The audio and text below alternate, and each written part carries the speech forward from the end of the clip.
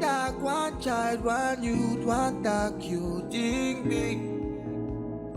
big, you. Together we can do this in our continent, you.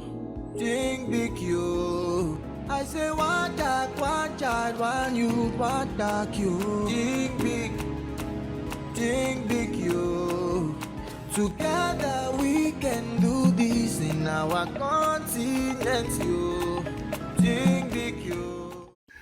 I am diamond. I am gold. I am silver. I am oil. I am gas. I am businesses, great and small. I am abundance. And that which I say I am and who I am, abundance is my name. 2023 has been declared as the year of abundance for the Tiashan community. Abundance shall be our portion. It shall come to us joyfully. It shall come to us peacefully. It shall come to us ceaselessly. And we shall acknowledge from whom abundance springs. The infinite is his name. Today being the 15th of December, of January 2023, this is Chief Abundance. You know, I just dropped a call from our executive coordinator in the U.S., Madam Cheryl. I think we're on the line for nearly an hour. The time difference, I think she now has about after 12 going to 1, and me after 6. And so we were talking about different things, and we came down to the last conversation talking about, spiritual things and how and what we can become as Tiashans or as a people. And from one conversation to the next, we ended up, with the scripture that has kept us in poverty all these years. The love of money is the root of all evil. And I mentioned to her that I have issue with how that is written, because in my mind, poverty is more detrimental. Poverty has more negative effect globally than the love of money, because a lot of the things, a lot of the evils, a lot of the corruption, a lot of the injustices, and what suffers our people, even our young people that are running away from Africa, killing themselves in the Mediterranean Sea, is all because of poverty, not because of the love of money. They're looking for opportunities, prostitution. A lot of it is not because of the love of money, but the ability to survive. And what we need to understand in the abundance community, what you do not like will not like you. What you do not love will not love you. Abundance is a spirit. Poverty is also a spirit. And so as you invite any of the two, they will come. They will come happily. If you maintain the mindset of poverty, it will be your portion. If you maintain a mindset of abundance, it will also be your portion. is not for you to know how and when it will happen. The infinite never tells you or give you the blueprint, but he says, can you believe? Can you believe? If you can think it in the spiritual realm, which controls the physical, and you doubt not, it shall be done. That is the principle. Because in the spiritual realm, there are no limitations. All the impossibilities that we can think of, that's physical. And that is our default nature. Our default nature is physical. It is very easy for us to doubt. Very easy for us to do what is evil, because that is our default menu. It takes a lot out of you to do the correct thing. But to do evil, to do the wrong, is just like water running down this natural path. That is who we are. That is the physical, which has, limitation. And so we go back to the year of abundance. Because you need to affirm, you need to understand that when I say that I am oil, I am gas, I am uncommon favor, I am opportunities, I am abundance, I am money, and it shall come to me, and those who believe peacefully, joyfully, and in abundance. And it will do those things that brings honor. The irony of people that can quote this scripture, the love of money is the root of all evil. These are the same people that will steal, corrupt, and beg for the same money. They don't care how you get it. The same people that will gladly quote the love of money. May I say to you, if you do not love money, money will not love you either. So, a question you need to ask yourself,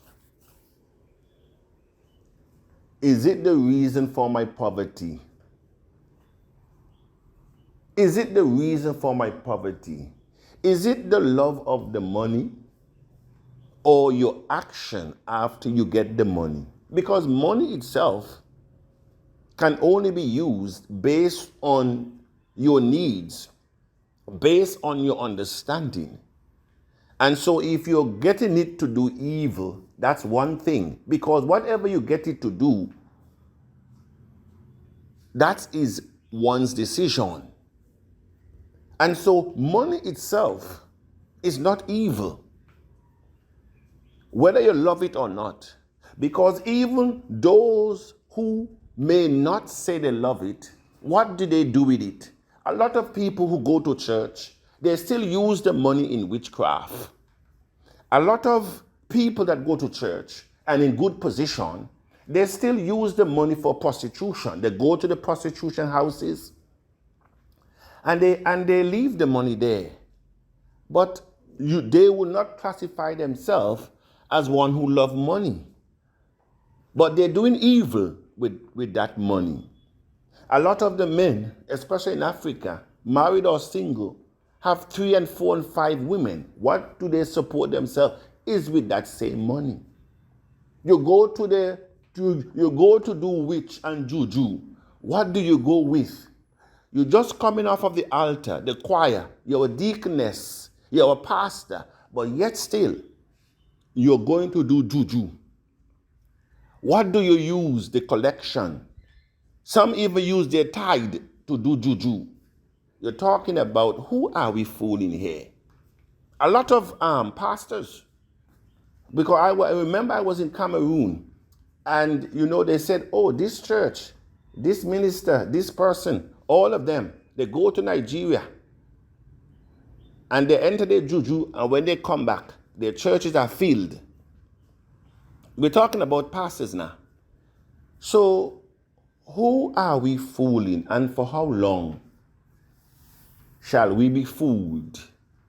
My Bible tells me that money answereth all things, Mr. Abundance. It never tell me pray and fasting. It says money answereth all things. And so what do you do with it? What do you do with money? That is the bottom line. For which reason do you wish to acquire? And how do you acquire it? Some people, they will kill you for your possession and position. I said they will kill you. But the Bible never talks about the love of position, the love of possession, the love of another man's wife is the root of all evil. But David can testify of that one. And many that are listening to my voice can testify, especially when your parents die and leave the property without will. And even though it is willed, how land, property can bring bitter enemy and also ending of lives between family. I spoke about not too long ago this brother that had there were 8 of them, and their father died, their mother died, and they were asked to share up the property among themselves, and they did not. And then most of them died, leave 3 of them, and then he requested again, let us divide the property between the 3 of us. And another one died, leave the youngest one and one of I think the eldest one. And he says, no, that is 2 of us, let us divide the property. And he says no. And he even asked the younger to assist him to go to Togo, not knowing that he went there to witch his brother, to kill his brother, because he wanted all the property for himself. But the answer he got, you see, when you have a fair mind, when you have a pure mind, it's not easy for anyone to touch you, because everything they do, it goes back, it points back to them. And so when he went to Togo, don't forget, this is not fiction. This is not a story. This came to me firsthand from the person himself. He said when his brother went to witch him, the witch doctor told him, if I touch your brother, I will have to touch you too. In other words, if I kill your brother, you have to go as well.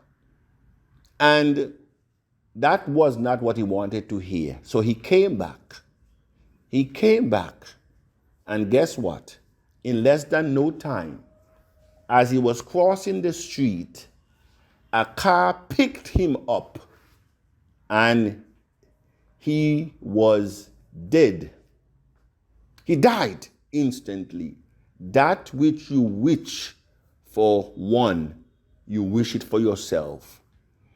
And so, when you talk about the love of money, don't leave out the love of position. Some people, as I said, they will kill for position, even in the churches. Whenever you have elections in churches, it's worse than some political election. The things and the corruption that goes on. Position, you give somebody a position, or they raise to a position in an organization. The jealousy, you kill them, you poison them. Corruption, nobody talks about position, possession. But all these are on the same line. So, I just wanted to talk about especially the love of money, which we always read is the root of all evil. But this morning, may we emancipate our minds, the shackles, the indoctrination that has kept us in poverty, and open ourselves to our theme this year, the year of abundance. Can you follow instructions? And some of you might think that, my situation is natural. It's not natural. Nothing rises above your ability to think.